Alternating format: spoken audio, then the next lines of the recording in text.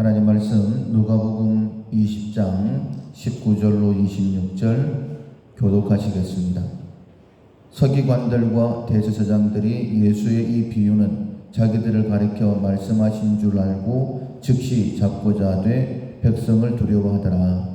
이에 그들이 엿보다가 예수를 총독의 다스림과 권세 아래에 넘기려 하여 정탐들을 보내어 그들로 스스로 의인인 채 하며 예수의 말을 책잡게 하니 그들이 물어 이르되 선생님이여 우리가 아노니 당신은 바로 말씀하시고 가르치시며 사람을 외모로 취하지 아니하시고 오직 진리로서 하나님의 도를 가르치시나이다.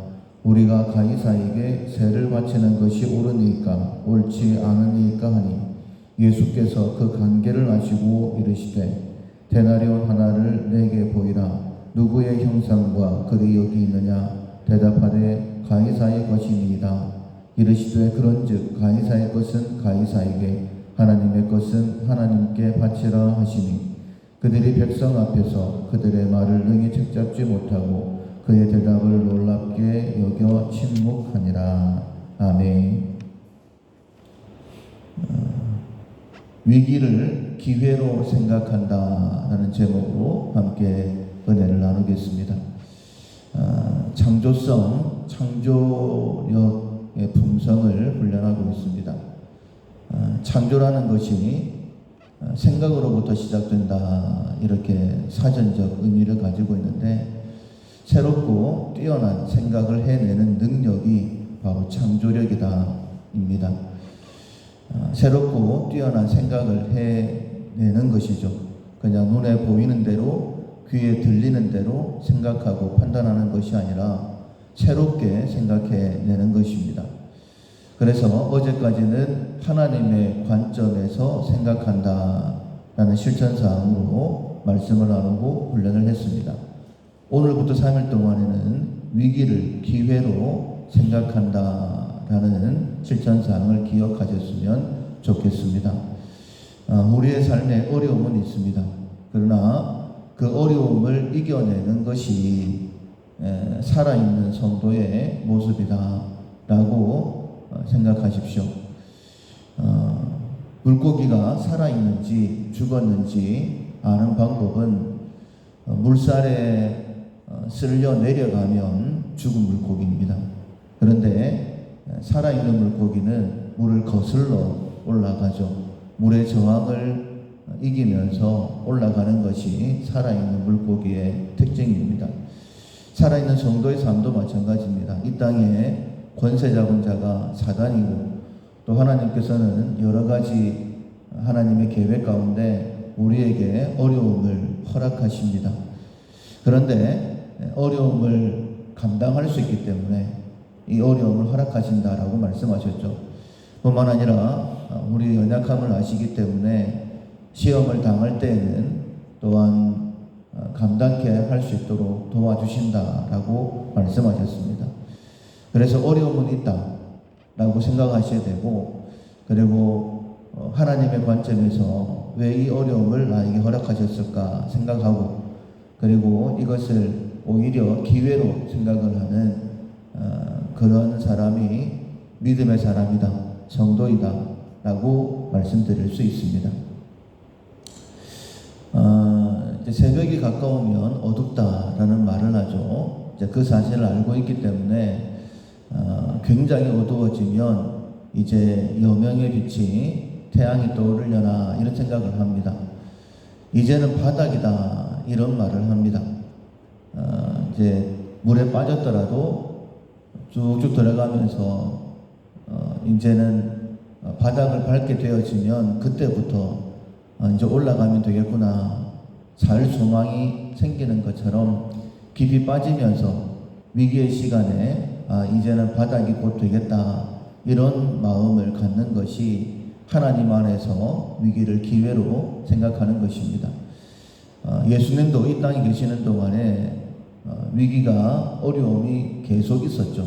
제자들에게 말씀하시기를 너희들은 나와 함께 시험에, 고난에 함께 참여했던 자들이다, 내 모든 시험에 참여했던 자들이다, 이렇게 말씀하실 정도로 예수님은 사역하시는 동안에 어려움을 계속 만났었습니다.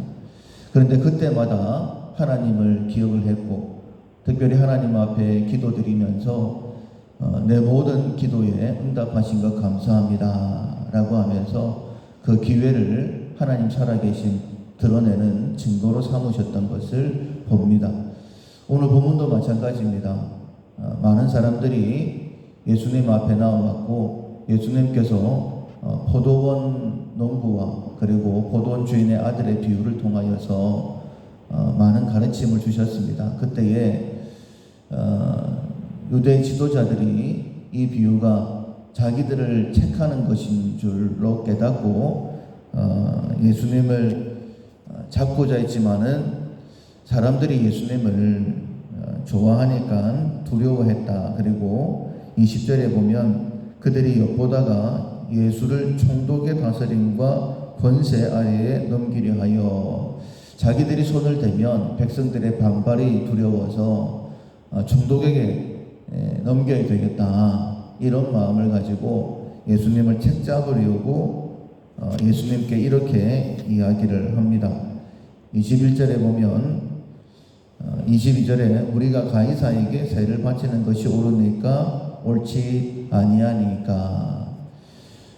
만약에 세를 바치라고 하면 백성들에게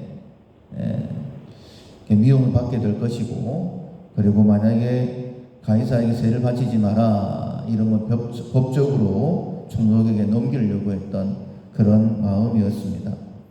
그런데 예수님께서 23절에 그 관계를 아시고 라고 말씀을 하시면서 우리가 아는 대로 가이사의 것은 가이사에게, 그리고 하나님의 것은 하나님께 바쳐라, 이렇게 말씀하시면서 26절에 책잡지 못하고 그의 대답을 놀랍게 여겨 침묵했다. 분명히 빠져나갈 구멍이 없는 그런 질문이라고 생각을 했을 것입니다. 그런데 오히려 그 위기를, 그들의 관계를 하나님 살아계심을 증거할 수 있는, 그리고 우리가 앞으로 살아갈 때에 하나님의 백성이 어떤 태도를 가지고 살아가야 되는지를 분명히 말씀해 주시는 그런 기회로 만들어 버리신 예수님을 볼 수 있습니다. 예수님만이 이렇게 행하실 수 있는 것이 아니죠. 예수님께서 분명히 말씀하시기를 내가 떠나면 성령이 오신다. 성령이 오시면 모든 것을 가르치고 생각나게 하신다.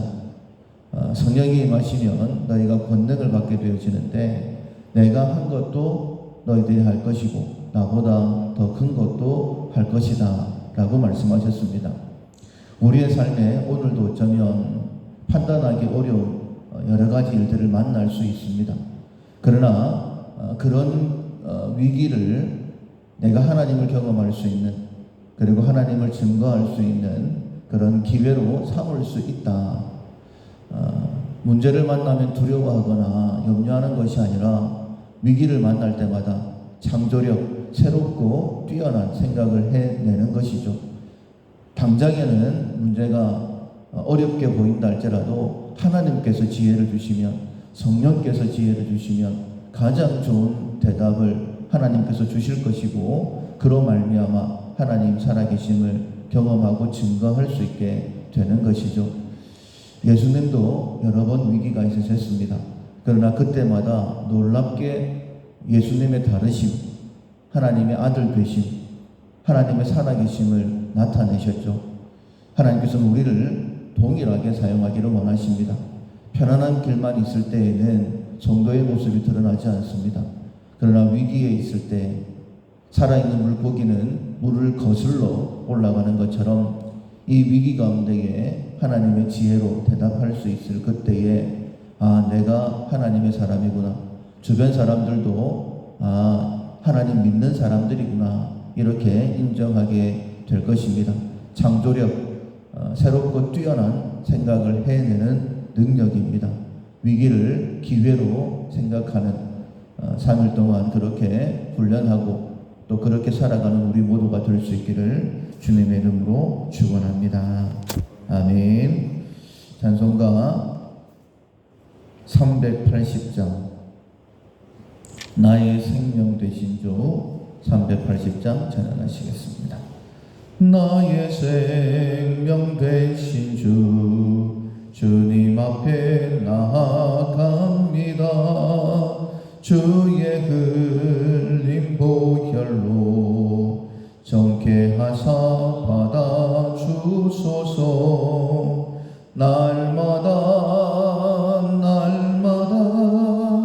주를 찬송하겠네. 주의 사랑 줄로서 나를 굳게 잡아매소서. 괴로운 세상 지낼 때 나를 인도하여 주소서. 주를 믿고 나가면 나의 길을 잃지 않겠네. 날마다 주를 찬송하겠네. 주의 사랑 줄로서 나를 굳게 잡아매소서. 세상 살아갈 때에 주를 더욱 사랑합니다. 밝고 빛난 천국에 나의 영혼 들어가겠네. 날마다 주를 찬송하겠네. 주의 사랑 줄로서 나를 굳게 잡아